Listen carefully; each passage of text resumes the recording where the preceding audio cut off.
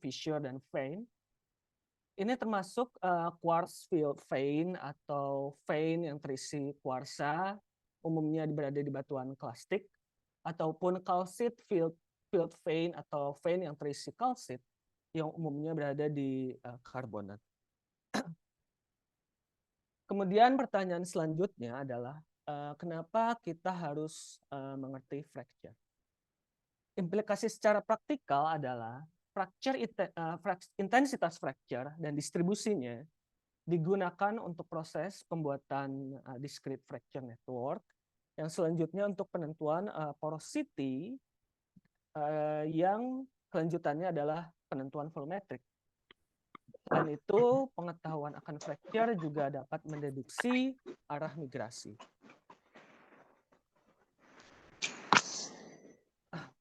Kemudian selanjutnya saya sedikit recap dari presentasi sebelumnya. Penentuan distribusi fracture pada bawah permukaan umumnya secara garis besar menggunakan seismic data dengan menggunakan metodologi end tracking, curvature, dan coherence untuk menghasilkan DFN. Di gambar ini pada DFN digunakan metode distance to fault, bisa dilihat lebih jelas di bagian sini, di mana jumlah fracture akan memiliki intensitas yang tinggi yang berwarna oranye pada daerah di sekitar fault yang merupakan damage zone. Damage zone itu daerah yang ini nih. Dan jumlahnya relatifnya akan berkurang ketika berada di luar damage zone. Nah, pertanyaan selanjutnya adalah bagaimana distribusi fracture di busur sesar dan lipatan? Apakah memiliki model yang sama seperti ini? Nah, sebelum menjawab pertanyaan ini, kita balik ke teori dasar tentang lipatan. Pada lipatan itu terdapat 3 tipe fracture. Recording in progress. Yaitu J1, join parallel to folding, kemudian J2 atau join perpendicular to fault line atau axis fault, kemudian yang S2, S1 dan S2 merupakan conjugate shear fracture. Selanjutnya, bagaimana pembentukan folding? Pembentukan folding pada fault thrust belt terbentuk akibat dari horizontal stress. Dimulai dari lipatan yang paling belakang, dengan berjalannya waktu terbentuklah lipatan dan sesar di bagian depannya. Gitu. Itu through time dan menghasilkan final produknya fault and thrust belt. Untuk kasus back thrust pada bagian atas ini, sesar ini terbentuk setelah lipatan terbentuk, baru terbentuk back thrust. Nah, kemudian bagaimana strain tersebar di sekitar busur lipatan dan sesar. Saya ambil contoh ini studi dari Watkins yang melakukan studi lapangan pada daerah busur lipatan dan sesar di daerah Northwest Scotland. Pertama, studi ini melakukan pembentukan 3D model dan menganalisa kurvaturnya. 3D model ini menggunakan surface data. Kemudian yang kedua, dia juga melakukan 3D restoration atau 3D palispatik dengan menggunakan software untuk mengidentifikasi persebaran dari strain. Nah, berdasarkan hubungan antara strain dan frekuensi dari fracture itu berbanding lurus. Artinya semakin tinggi si strain-nya, maka intensitas fracture akan semakin tinggi. Kemudian jika kita memfokuskan persebaran strain di daerah A4, kita bisa menemukan strain yang besar di bagian forelimb atau lipatan yang bagian depan dan relatif kecil di bagian backlimb. Selain itu, dari data sampling lapangan berupa observasi fracture, nah ini tuh observasi data lapangan berupa fracture yang memotong. Paper ini bisa mengidentifikasi bahwa fracture yang saling memotong ini sebagai persebaran connectivity antara fracture. Berdasarkan perbandingan, kedua data ini menunjukkan bahwa terdapat korelasi antara strain dan connectivity. Berdasarkan hasil ini, kita bisa mengambil kesimpulan bahwa intensitas dan konektivitas fracture yang tinggi berada di bagian forelimb, berbanding terbalik dengan daerah backlimb yang memiliki intensitas dan konektivitas fracture yang umumnya relatif lebih rendah dan lebih variabel. Nah, kemudian bagaimana jika daerahnya berupa kumpulan lipatan dan sesar? Secara garis besar, persebaran fracture di bagian foreland memiliki persebaran yang identik dan hampir sama di bagian foreland, yaitu high intensity dan connectivity fracture serta high permeability anisotropy di bagian forelimb dan relatif unpredictable di bagian backlimb. Sedangkan di bagian belakang atau hinterlandnya dari busur lipatan sesar, selain memiliki high intensity dan connectivity fracture, juga memiliki predictable permeability anisotropy. Jadi permeability-nya lebih predictable dikarenakan proses backstepping ketika evolusi busur lipatan dan cekungan. Nah, konseptual application-nya apa gitu? Jika kita perbandingkan persebaran strain dengan dua konsep yang berbeda, walaupun di daerah tektonik yang sama, ini sebelah kiri merupakan Venezuela Fault Thrust Structure, yang sebagian kanan Northwest Scotland Fault Thrust Structure. Walaupun datanya mungkin hampir beda ya, yang kiri itu subsurface data, yang kanan itu surface data. Kemudian yang kiri itu menggunakan fault interpretation, yang kanan itu fracture dari surface data. Sama dua-duanya memiliki data rock properties, tapi yang kiri itu pakai metode distance to fault, sedangkan yang kanan itu menggunakan restorasi. Yang kiri karena distance to fault, itu konsepnya adalah large fault dependent for strain distribution. Intinya jadinya konsepnya distance to fault. Sedangkan yang kanan menginkorporasi atau memasukkan fault geometry dan evolution for strain distribution.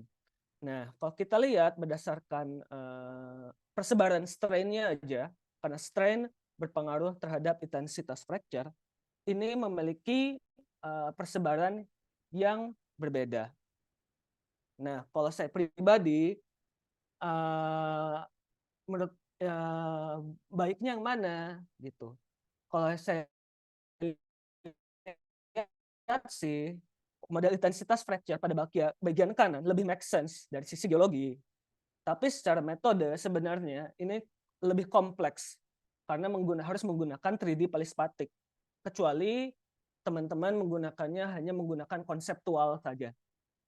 Dan kalau 3D palispatik itu takes time. Selain itu, palispatik juga dapat mengakomodasi persebaran strain untuk sejarah geologi yang lebih kompleks. Nah, ini tuh metodenya berada di sini nih. Sedangkan di bagian kiri, persebaran fracture itu dipukul rata akibat dari sesar besar, artinya relatif terbatas dalam mengaplikasikan konsep geologinya.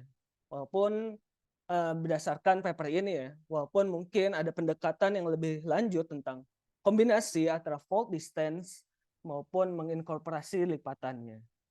Nah, bagi teman-teman yang punya kasus seperti ini itu tergantung teman-teman untuk mengexercise dengan kedua pendekatan yang memiliki perbedaan konsep, metode maupun availability data. Karena untuk fracture density dan district fracture network banyak sekali pendekatan maupun data-data untuk menghasilkan district fracture network ini. Kesimpulannya, terdapat alternatif metode untuk persebaran dan intensitas fracture, terutama pada daerah fault-related structure, tidak hanya distance to fault. Kemudian pada metode identifikasi persebaran dan intensitas fracture pada daerah fault-related structure, dibutuhkan studi lebih lanjut. Kalau saya pribadi merekomendasikan mengerti tentang fault geometri dan evolusinya. Gitu. Terima kasih teman-teman atas waktunya. Silahkan jika teman-teman memiliki feedback atau kita bisa berdiskusi. Terima kasih. Saya kembalikan lagi ke Mas Faras.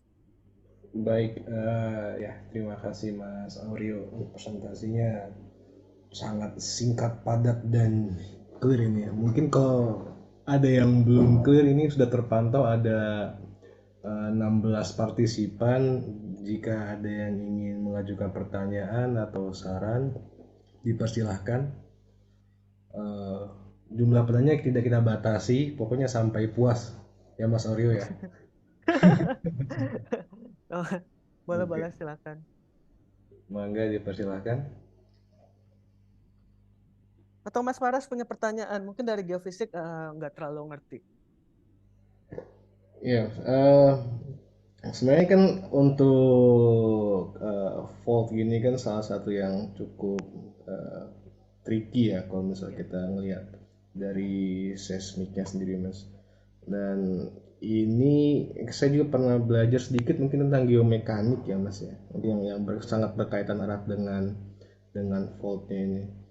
Nah, eh, tadi kalau pendapatnya dari Mas Aurio gitu mungkin Mas. Eh Apa? challenge challenge-nya tadi yang bikin sulit untuk 3D Palispatik itu apa gitu dan sebenarnya advantage-nya sendiri untuk mungkin ke bidang biomekanik gitu ya itu kira-kira apa Mas? Gitu. Oke, gitu. Kalau saya melihat sebenarnya data geomekanik itu memvalidasi apa ya? Memvalidasi baik itu data analisa dari persebaran geological konsep dari yang kiri maupun yang kanan maupun 3D Palispatik ya. Karena kan data yang menurut saya geomekanik itu data yang paling terpercaya gitu. Nah, kesulitannya 3D Palispatik itu adalah text time, Mas, gitu. Waktunya apa kalau saya saranin sih 3D Palispatik itu untuk studi-studi yang relatif long term gitu. Sedangkan kalau studi short term uh, apa ya? Mungkin challenging gitu. Apalagi kalau horizonnya banyak gitu. Hmm, Dan evolusi secara konsep geologinya kompleks gitu. oke. Sebenarnya metodenya sendiri seperti apa sebenarnya 3D Palispatik? Mungkin saya kurang begitu mengerti gitu ya Mas ya. Mungkin membayangkan algoritmanya 3D Palispatik sendiri itu seperti Nah, sebenarnya 3D Palispatik itu intinya adalah restorasi restorasi horizon, Mas. Kalau Mas dengar tentang 2D Palispatik itu restorasi penampang, 3D Palispatik restorasinya horizon gitu. Kalau tadi oke. saya nulis fault parallel flow, berarti si faultnya itu bergerak terhadap fault itu secara flow gitu. Gas bergerak ada lagi namanya ada algoritma lain yang bukan fault parallel flow. Kalau fault parallel flow, si horizonnya itu mengikuti si bidang sesarnya gitu. Sedangkan kalau alternatifnya lainnya itu bentuknya jadi king gitu, Mas. Gitu. Yang kedua tentang mass spring algoritma gitu. Mass spring algoritma itu artinya adalah algoritma di mana ketika restorasi secara flattening itu tidak apa ya tidak mengabaikan geometri sebelumnya gitu. Oke. Kalau kalau formulanya jangan nanya ke saya Mas ya itu ranah orang-orang matematik gitu. Tapi fungsinya sebenarnya itu gitu. Baik, Mas. Ya, oke. Ini ada feedback juga nih dari eh, Mas Indi Amrullah. Mantap, Pak Aur presentasinya sangat mencerahkan. Jika mengacu ke evaluasinya Watkins modelnya, lebih Mhm. ke thin skin ya sepertinya. Untuk kasus yang thick skin, kira-kira distribusi fracture-nya akan mirip dengan yang ada terjadi di lapisan batuan sedimen atau seperti apa ya? Nah, mungkin Mas Aurio. Nah, sebenarnya kalau thin skin maupun thick skin kalau untuk restorasi ya mungkin apa ya, hampir mirip gitu. Mungkin dari persebaran fracture persebaran maaf persebaran strainnya hampir mirip, cuman beda di event geologinya aja Mas gitu. Karena kan kalau apa ya kalau kalau thin skin berarti itu gravity driven berbandingkan dengan thick skin. Thick skin tuh berarti gayanya itu lebih besar gitu. Ngerti nggak Mas? Kalau gayanya lebih besar, berarti strain-nya juga lebih besar gitu.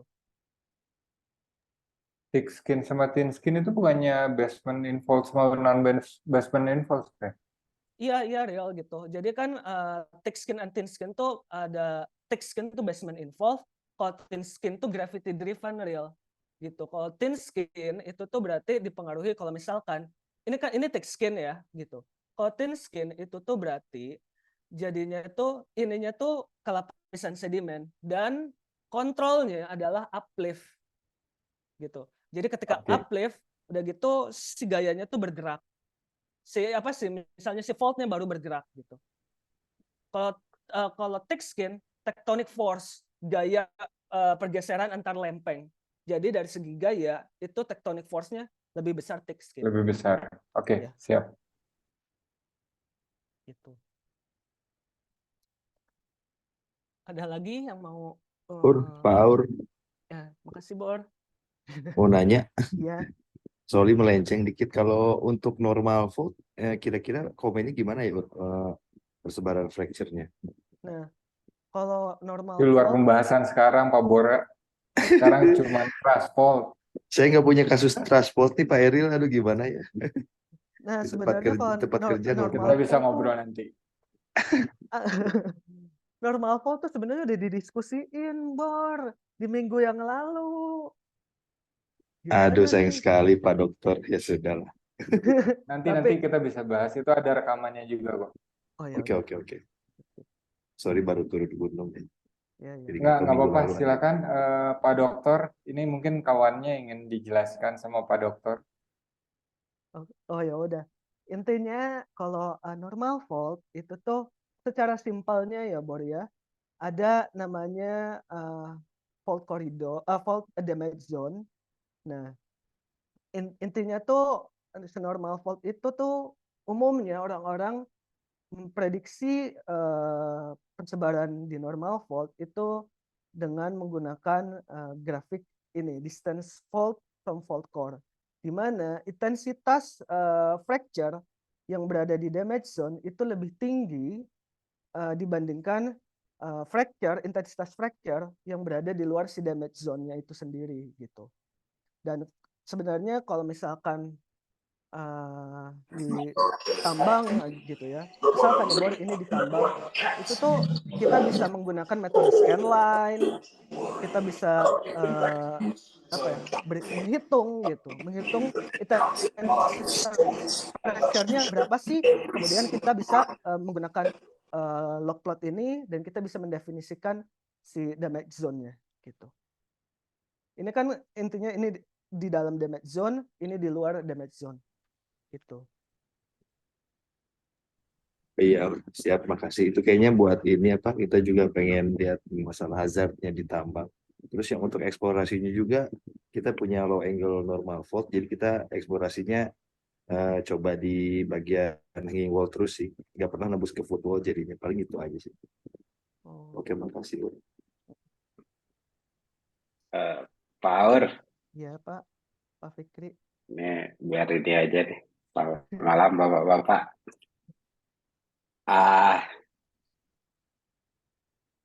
Coba lihat model itu tadi yuk. Apa si yang full trust itu? Itu slide yang Ini? atasnya.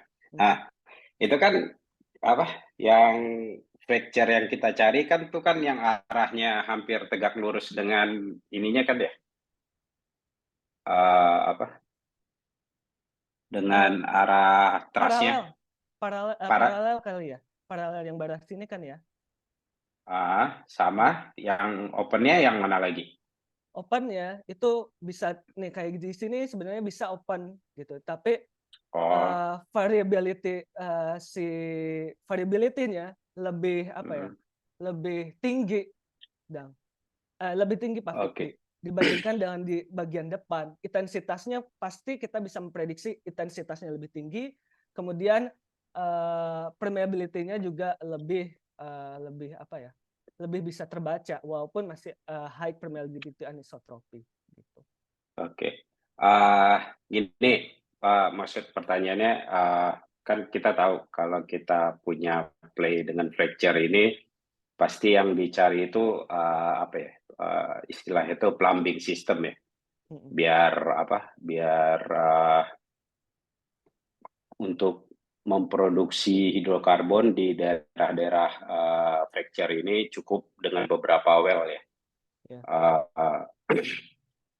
Cuma kalau kita bermain dengan yang seperti fall pada umumnya, mungkin jelas itu zona plumbing system yang kita cari gitu. Tapi kalau di lipatan ini gimana ya? Kalau misalnya kita ngasih saran nih ke orang yang punya fracture dengan truss fall ini, kira-kira mereka untuk optimize sumur produksinya harus ngebor di dekat mana gitu. Oh, oke.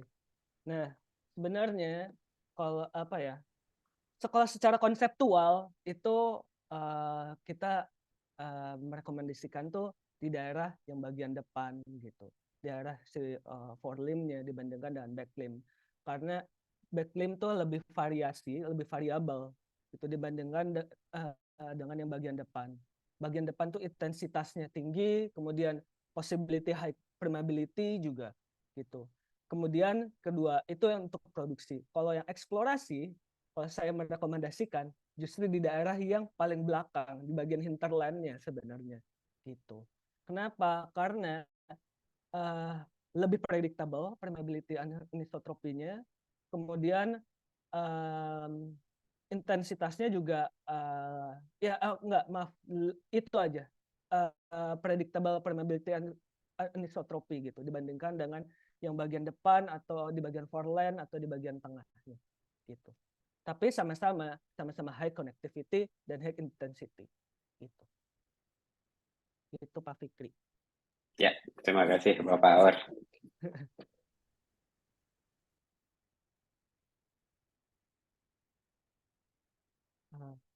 Saya kembalikan lagi ke Pak Faras. Gimana Pak Faras?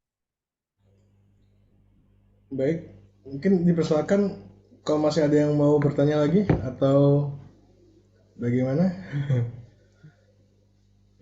Kita sebenarnya tidak dibatasi ya jumlah pertanyaannya, jadi ini dipersilakan kalau masih ada yang masih ingin didiskusikan, ditanyakan. Saya mau nanya dong. Silakan Mas Ariel. Kalau di fault truss belt ini berlaku sistem critical stress fault ya?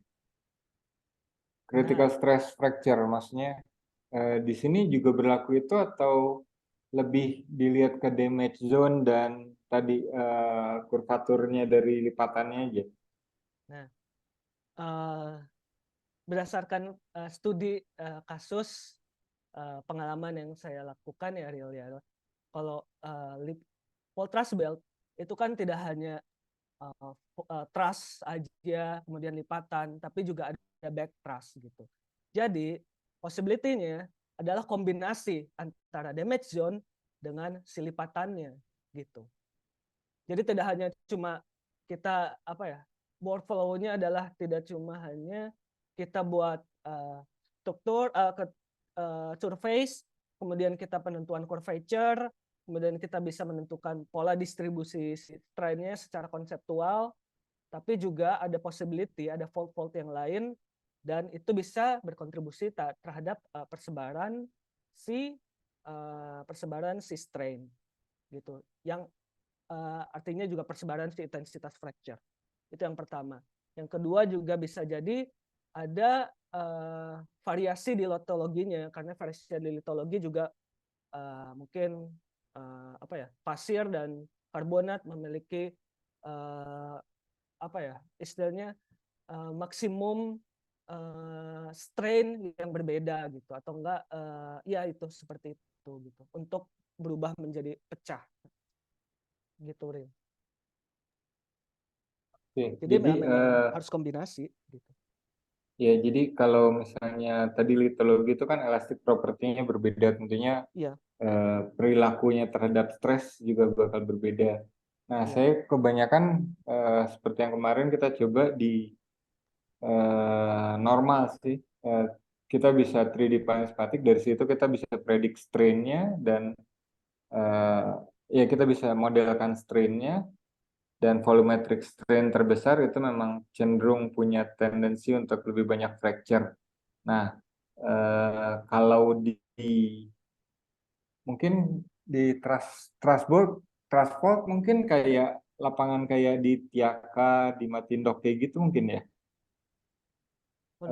Maksudnya saya lagi ngebayangin posisi yang kita punya trust fault belt untuk lapangan minyak atau gas gitu. Mungkin di Sulawesi kayak gitu ya.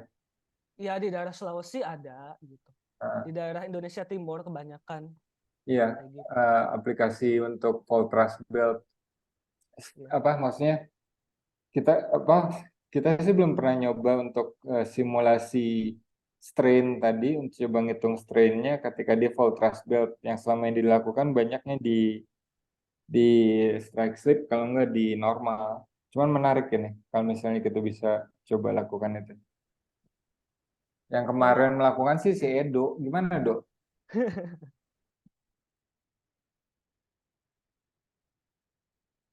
Hadir.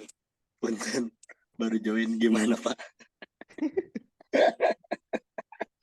Bukan, maksudnya kalau kita modelin strain, ya strain model kita kan kemarin kita coba di strike slip atau di normal kan. Ketika saat ini kan Aureo lagi ngasih ini ketika di fault trust belt. Nah, yang kepikiran lapangannya itu mungkin kayak di Matindok, Tiaka gitu ya. Seram gitu ya mungkin ya. Iya, di Indonesia Timur banyak yang kita punya fault trust belt, lapangan oil and gas-nya kan. Sorry Bor, gue nggak tahu kalau misalnya mining seperti apa. Jadi konsep strain model itu bisa nggak ya kita lakukan di fault trust belt, sama aja mungkin ya?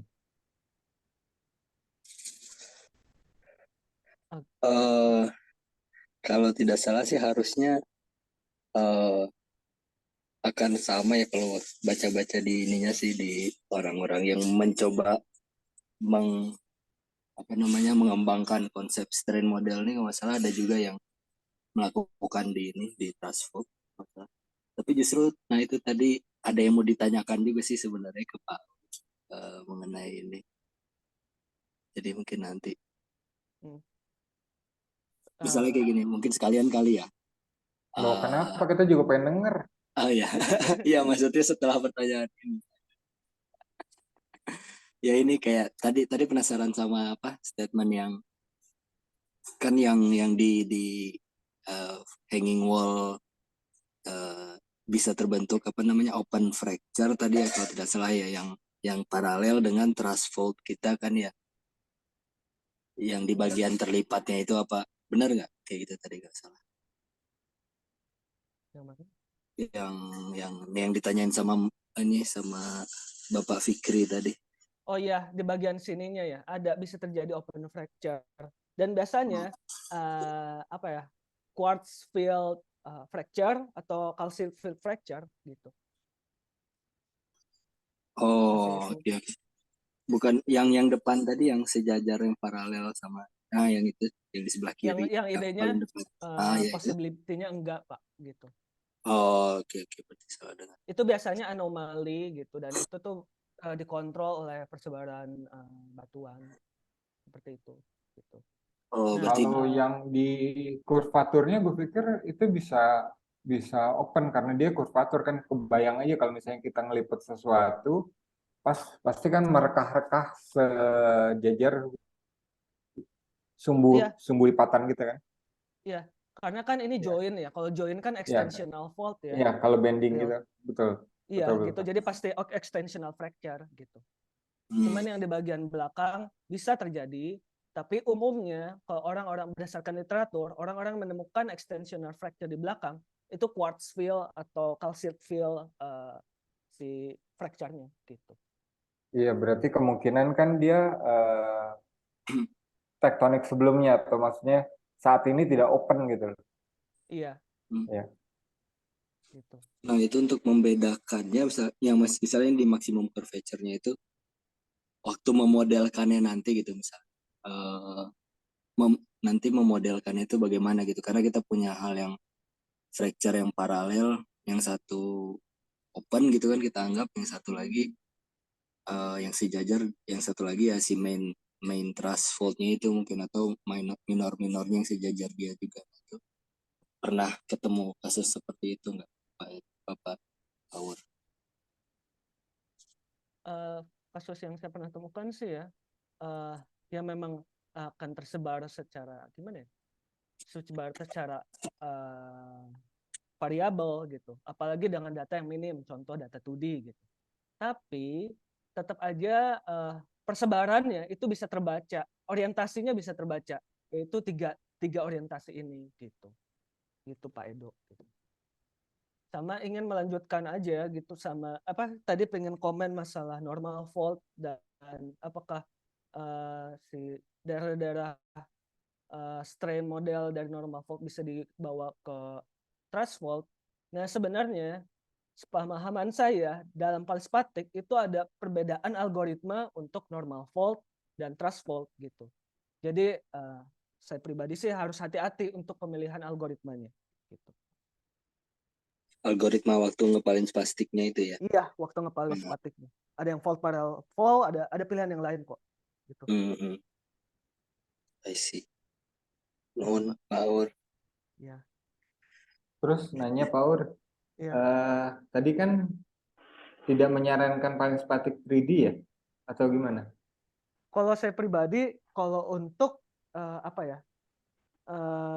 yang benar-benar kompleks, kemudian horizonnya banyak banget gitu. Misal 5 atau 7 gitu.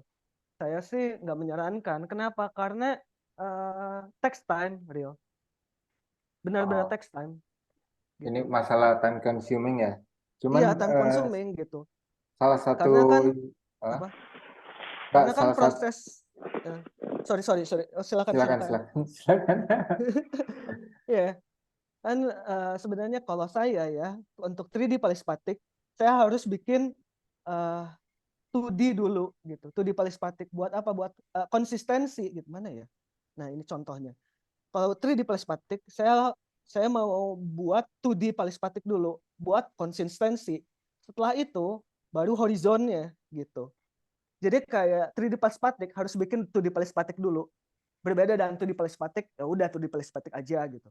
Kalau 3D Palispatik, saya pengen supaya bisa terlihat gitu secara 2D bahwa itu make sense gitu.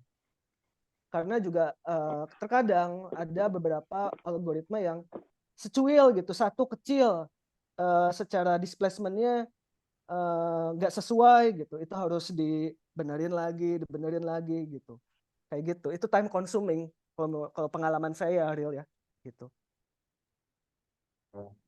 Iya, mungkin iya time consuming, cuman saya pikir itu Palispatik itu juga sekalian ngetes interpretasi kita benar apa enggak. Jadi maksudnya ketika kita masih punya gap, berarti ya interpretasi kita harus dibenerin. Atau silakan, tadi ada yang mau komen? Pak Ucup Bang Aud. Ya, ini mungkin kaitannya sama kerjaan kita kemarin kali ya, Ril ya, yang di ONOIG itu kan sebenarnya si 2D Palispatik sama 3D Palispatik ini, koreksi kalau saya salah ya Edo ya, itu kan sebenarnya dua yang Aur maksud tadi, mungkin banyak 2D Palispatik kemudian kita gabung dibikin 3D gitu kan, seolah-olah kayak yang digambar inilah, kita punya horizon, kita coba restore setiap fault-nya dari horizon yang satu dengan yang lainnya gitu. Cuman yang 3D Palispatik aplikasi untuk strain modeling itu sebenarnya agak berbeda gitu, sama yang dimaksud mungkin, karena kita juga kemarin melakukan 2D Palispatik dulu, betul kata Kang Eril ya, maksudnya untuk constraint terhadap si evolusi tektoniknya lah, di cocok logiin sama regional juga kan, seperti itu. Nah, sementara si 3D strain itu sebetulnya kan untuk nantinya si model strain itu kan kita QC lagi gitu terhadap konseptual tektonik regional kita seperti apa gitu. Nah itu yang diceritain di minggu lalu sebetulnya itu sih. Kalau misalnya untuk ngebalancing secara volume kayaknya memang belum ada gitu, atau nggak tahu mungkin Aur udah pernah ada paper yang ngebahas itu gitu kan, kayak kita suka bikin 2D Pine Spatik kan, kita coba hitung tuh dari panjang sebelum, panjang setelah, kita dapat strainnya kan kayak gitu. Nah kemarin itu beda jadi kita bikin dari struktural model yang kita consider itu adalah strain di fault-nya itu yang dibikin sama Edo kemarin, rumus itulah.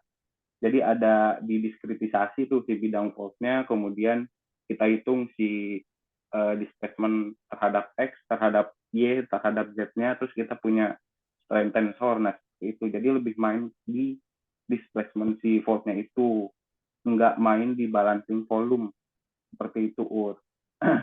Koreksi kalau saya salah ya Do ya. Nah jadi kayaknya agak beda gitu. Makanya kalau Aur tadi bilang time consuming, emang pasti time consuming banget gitu. Kalau emang kita harus membalance secara volume kayak gitu sih. Dikit aja nambah. Ya, ini apa ya? Ini kita satu tujuan arti 3D Palispatik atau enggak nih? Gitu. Nah, kalau iya. Maksud saya, nah ini bentar ya. Maksud saya itu tuh 2D 3D Palispatik di menurut Yusuf tuh 2D, kemudian jadi apa namanya itu ya? Di grading gitu kan? Diagram gitu. Bukan maksud saya bukan itu gitu. Maksud saya emang 3D Palispatik volume. Iya, seperti yang dilakukan kemarin, maksudnya kita udah punya surface, kita udah punya struktural model. Kalau kita udah punya struktural model, nah itu yang kita diskritisasi, kemudian itu yang kita balancing secara 3D. Bukan begitu ya Dok? Silakan di ini Dok. Iya betul kok. Maksud Power juga ini kan bukan kayak interpolasi begitu. Bukan. Surface-nya, iya. Kemarin itu Dok, di si Dynol itu emang kita ngitung ini ya, balancing volumenya, kehitung ya? Iya, ada kita harus mengconstrain volumenya juga, kurang lebih teorinya seperti itu juga sih. Ada ya, kirain tuh karena cuman ngitung displacement di default-nya itu mungkin ya yang diconsider dia si fault-nya aja, karena kan ngitung strain di tipping aja. Kayaknya itu cuman karena kalau di balancing volume ya ternyata emang di balancing volume ya. Atau bahkan bisa kalau nambah parameter apa namanya burialnya lagi, nah itu lebih ribet lagi mungkin ya Power ya. Iya, kompaksi ya. Iya. Nah itu parameter yang sangat menarik tuh, kompaksinya. Kita biasanya mengabaikan itu, sementara kan kita tahu kalau ditekan kan harusnya kita memperhitungkan variabel kompaksi tadi. Iya. Harusnya ada kompaksi Pak Edo. Terus Dok, waktu dulu kita perbaikin fault modelnya berarti. Itu ada reset dulu nih Pak. Ini Pak Ramadan. Supaya balance, supaya tidak terjadi gap di ini kita, di balancing kita yang 3D, itu ada proses perbaikan fault-nya satu-satu atau enggak? Ini mungkin ada Pak Ramadan. Mana Ramadan? Ramadan Otot. Assalamualaikum. Waalaikumsalam. Selamat malam Bapak. Waalaikumsalam. Seru nih diskusinya numpang ini ya. Ngasih pendapat juga sih. Jadi emang kan nggak tahu ya, sekarang saya udah nggak sering cuman sekali ngajarin paling sekali, kebun 2D 3D nggak tahu udah secanggih apa sekarang. Cuman kalau belajar dari yang dulu sih kan apa ya, dalam prosesnya itu yang saya rasakan gitu ya, proses-proses apa ya, kosmetiknya tuh agak banyak ya. Dulu sih gitu ya, sekarang nggak tahu. Jadi kayak, dan juga tadi bener tadi kan parameternya burialnya di compaction lagi, apalagi jadi kayak buat kita merekonstruksi itu cenderung kayak apa namanya, hasilnya tuh banyak banget gitu loh, apa lebih ribet gitu. Nah, ada ini nggak sih, mungkin nanya ke Audio sih, soalnya kalau ngeliat dari beberapa paper yang dari 10 tahun terakhir ya, dibanding kita ke Parin-Spatic, kita forward model apa simulation gitu ya, 2D maupun 3D gitu kan. Artinya kita mengapply gravity yang secara numerikal gitu kan, gravitasinya di-apply, mechanical stratigraphy-nya, komponen isostasinya, dan lain-lain, dibanding kita pusing-pusing ngebalikin, kenapa nggak kita majuin aja, kita bikin state make apa semacam ini, dan kita running gitu. Jadi dari forward bukan backward gitu. Gimana tuh? Nah, sebenarnya ya kalau saya belajar di luar, pas waktu S3 juga saya ngerjain Palispatic ya. Nah, kalau berdasarkan di luar, memang kosmetik itu ada, tapi yang saya lihat itu lebih dikit gitu. Lebih bermain di algoritmanya. Algoritma yang pas bisa bisa menghasilkan bentuk yang balance gitu. Itu yang saya pelajarin di luar. Yang kedua, untuk Palispatic, sebenarnya kan Palispatic kalau workflow-nya benar, itu juga forward modeling juga, Pak Ramadan gitu. Agak beda sih konsepnya Su. Kalau apa ya? Emang sih kalau misalnya kalau kita Palispatic kan kita buildingnya kan dari section yang udah ada gitu kan. Oke lah, nanti mau dibalikin lagi, oke lagi lah. gitu maksudnya. Nah, itu kan, tapi inisialnya kita restore kita restore balik dulu. Kita udah ada ini.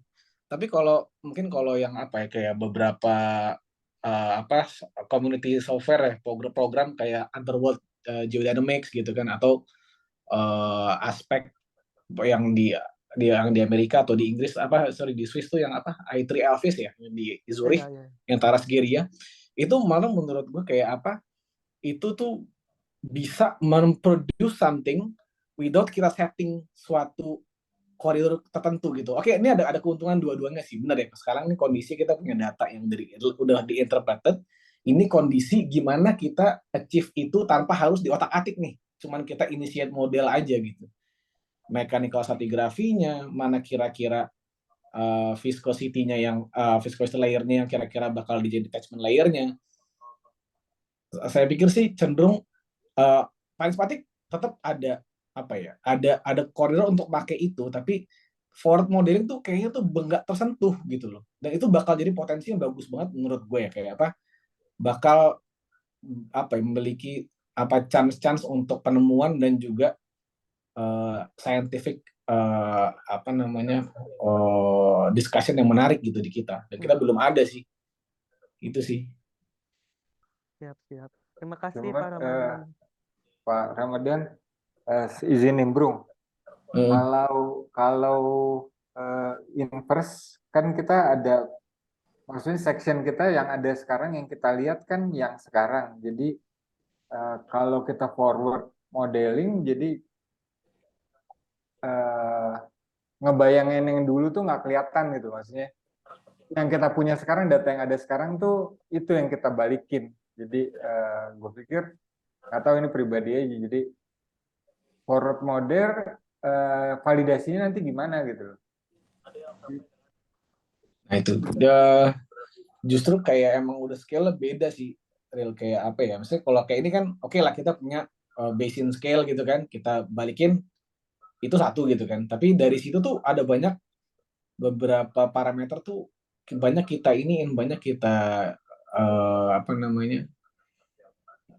nggak dianggap lah, misalkan isostasinya pasti kan kita flattening aja kan dapat dari ini kan. Untuk validasinya ada yang mencocokkan ya dari pora penyebaran gempa gitu. Jadi dari model tersebut dia akan mengcluster beberapa strain rate yang tinggi, itu jadi semacam bisa jadi clustering gempa-gempa yang terjadi secara panjang tahunnya gitu. Atau misalkan juga pakai geometrical juga bisa kan, artinya kita ngeliat sekarang secara geometri itu dimensinya gimana, panjang, tebal, lebar seperti apa, dan sekarang model kita dengan kecepatan yang kita trial gitu ya, itu cocok apa enggak gitu. Ya memang itu sih, justru tujuan simulasi itu kan buat menggambarkan apa yang rentang tadi kan Pak Erel ya, dari rentang yang kita nggak tahu antara ujung sama ujung kan, ujung sekarang sama ujung sebelum terjadinya gitu kan, tengah-tengahnya itu kan benar kosong gitu loh. Justru itu yang pengen kita rekonstruksi lah gitu kan ya prosesnya. Itu sih. Ya, Pak Rama, untuk sedikit koreksi aja ya. Kalau untuk di palispatik, isostatic adjustment itu ada kok. Ada dua ada dua metode. Ada yang large scale, ada yang basin scale kok gitu. Di palispatik itu ada isostatic adjustment. Jadi setelah flattening atau sebelum flattening itu ada isostatic dekompaksi, kemudian isostatic adjustment, baru kita flattening. Gitu. Nah, tapi pasti nggak on the fly kan, ya nggak? Lo harus pencet tombol buat corrected, ya nggak? Kenapa? Nggak, untuk menjadi kita koreksi isostatik maupun decompaction itu kan nggak on the fly kan. Kita bikin overthrust, terus dia automatically dia bakal ke bawah gitu kan. Nggak, kan tetap kita harus calculate density dan lain-lainnya, dia akan turun gitu kan. Ya, ada scatter Christie yang kayak gitu-gitu. Ada kan scatter Christie kan buat decompaction. Gitu. Ya, jadi gue kebayang yang dimaksud si Rantot mungkin ini tidak embedded dalam proses itunya gitu loh. Betul gitu loh. Jadi banyak campur tangan kita gitu loh di tiap poin dalam restorasi. It's okay, cuman bayangin kalau kita cuma simulasi kan, kita nggak ada campur tangan kita di tengah-tengah tuh. Kita udah di awal udah kita iniin gitu. Itu sih. Tapi itu menarik tuh. Nanti kita coba dalami lebih lanjut. Mungkin Rantot nanti disertasinya kan ngomong tentang itu. Bisa mungkin ngobrol di sini, berbagi. Nah itu kalau insya Allah kalau kita ini diizinkan lah itu kita. Oh, sama satu lagi tadi masalah ini masalah pengalaman aja sih. Jadi kebetulan tuh gue kan di sini kan mulai pertama kali fracture tuh mulai dari basement. Artinya pas gue dapat suatu studi di fall and truss belt gitu ya, dengan porous rock gitu, gue berharap satu yang sama. Ternyata berbeda sama sekali gitu. Konsep simple damage zone itu nggak kepake di sini gitu untuk beberapa kondisi ya. Dan bener kata Aur juga, penguasa juga sempat pakai Watkins ini pas saat itu untuk melihat beberapa potensi. Contoh kayak misalkan damage zone itu kan benar-benar masuk lah untuk beberapa kondisi. Tapi kalau di kondisi kayak gini, kita berhadapan dengan porous rock gitu kan, artinya poro elastik lah secara bahannya tersebut. Dan juga ada satu lagi mungkin yang dibahas juga sama Vossen, itu adanya strain hardening ya, dari closing fracture yang mode 4 kan, 1 2 3 biasanya kan. Opening, sliding, masih sering. Nanti yang keempat closing. Artinya ada porous, karena kita berhadapan dengan porous rock, fracture tuh bisa terjadi dan dia tuh malah bentuk hardening. Jadi benar-benar malah jadi keras, dan itu jadi barrier, jadi semacam penahan fluida. Dan itu yang gue dapat tuh banyak banget, tapi masih belum divalidasi. Makanya mungkin ada teman-teman di sini yang ada pengalaman di situ. Itu banyak banget di forelimb. Nah itu yang mengakibatkan forelimb tuh jarang terisi, malah banyak di backlimb kalau yang lapangan yang pernah saya studi itu ya. Bahkan yang tadi juga dibahas, ada di fault hinge-nya tuh bener emang banyak fracture, tapi karena dia itu pasif, artinya dia cuma crack, folded, extensional fracture, KC vein, selesai, udah nggak ada porosity-nya.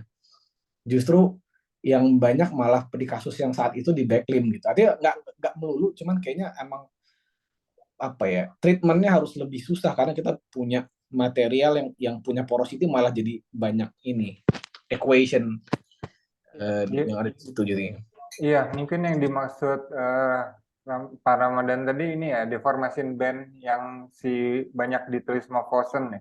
Betul, itu kan ya, jadi closing ya. Iya, betul, deformation band itu nggak tahu, dia banyak ngelihat.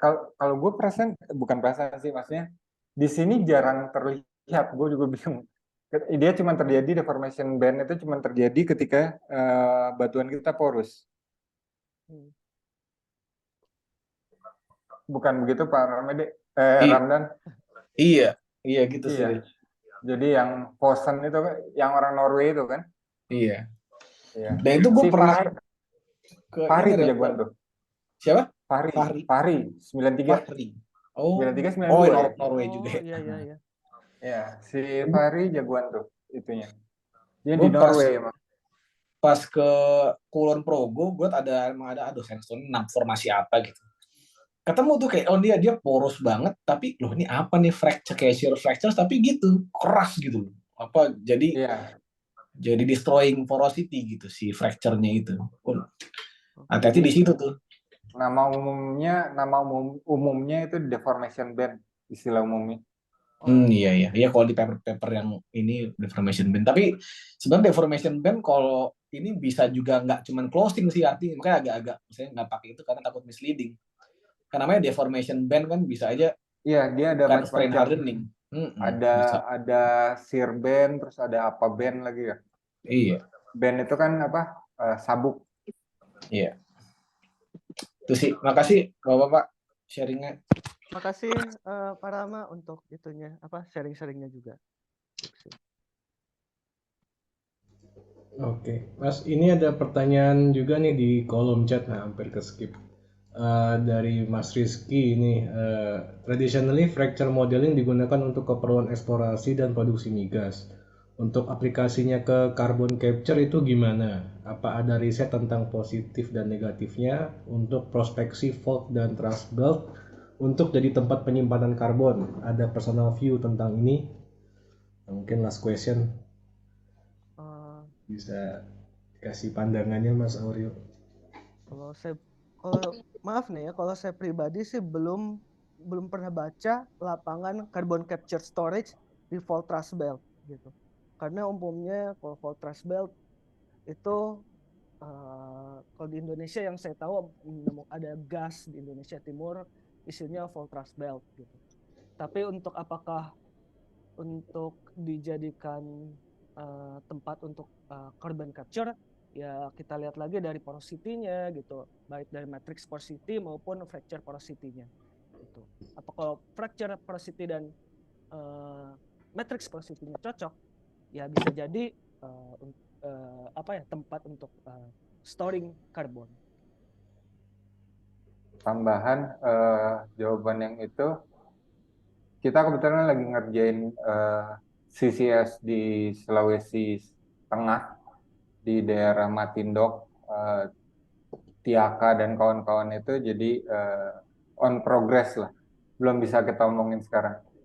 Maksudnya kita bakal ngomong tentang, soalnya di sana kan thrust fault belt, kita bakalan lihat seperti apa, cuman itu nanti masih on progress sekarang studi. Oke, mungkin dari Mas Rizky ada tanggapan dari jawaban atas pertanyaannya? Dipersilakan. Oke, nuhun Kang Ariel dan Pak Dokter. Nah, tadi saya lihat ada Mas siapa yang mau open mic ya tadi? Udah live. Mas Ilyas tadi kalau nggak salah. Kayaknya sepertinya udah live. Bagaimana partisipan, apakah ada lagi yang ingin ditanyakan atau didiskusikan?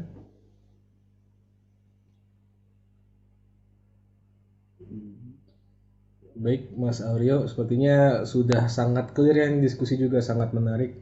Nggak kerasa udah 1,5 jam ya kita, sampai 1 jam ya, sudah 1 jam kita berdiskusi.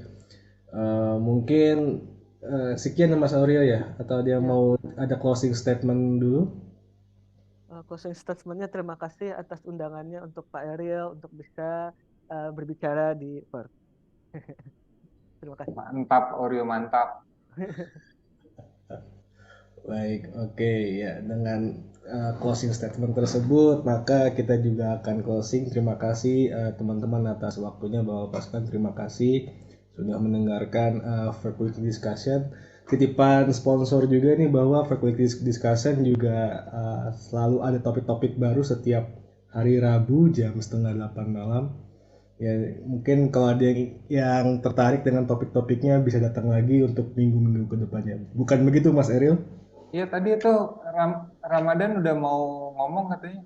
Kapan Tot, tembak langsung aja. Oke. Ramadan Aditama tadi mau ngobrol katanya. Nantilah dihubungin secara personal. Baik, oke. Atau Bapak David Yunis dari Norway ini juga mau berbagi mungkin.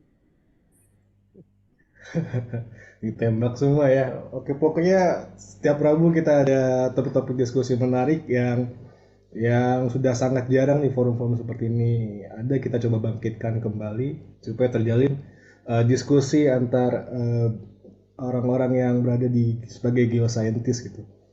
Oke, terima kasih. Saya akhiri. Assalamualaikum warahmatullahi wabarakatuh. Sehat selalu semuanya. Waalaikumsalam warahmatullahi wabarakatuh. Terima kasih Mas Ariel.